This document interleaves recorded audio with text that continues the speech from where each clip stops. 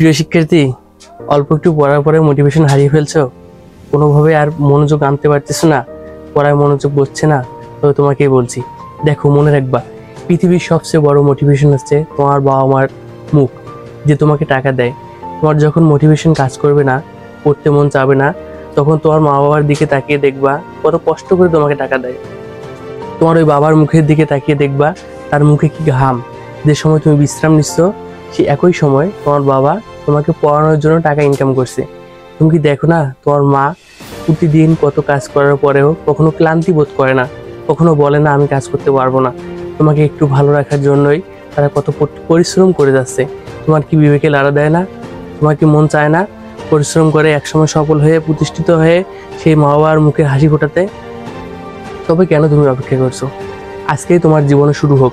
আজকে থেকেই জীবনকে নতুন করে সাজিয়ে তোলো, জীবনে নতুন করে জেগে থাকার, বেঁচে থাকার স্পৃহা গড়ে তোলো।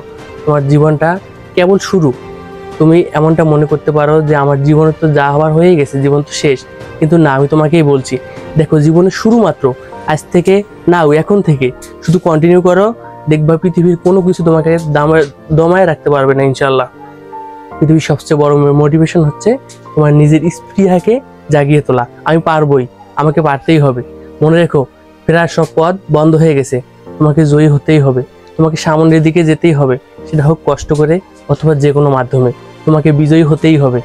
আর তোমার এই বিজয়ের হাসি দেখে তোমার প্রিয় মানুষেরা, তোমার শুভাকাঙ্ক্ষীরা, তোমার পরিবারের লোকজন, তোমার মা বাবা যেন হাসতে পারে, সেটার জন্যই চেষ্টা করো। আজ থেকে নিজেকে নতুন করে সাজিয়ে তোলো। ইনশাআল্লাহ দেখা হবে বিজয়ে।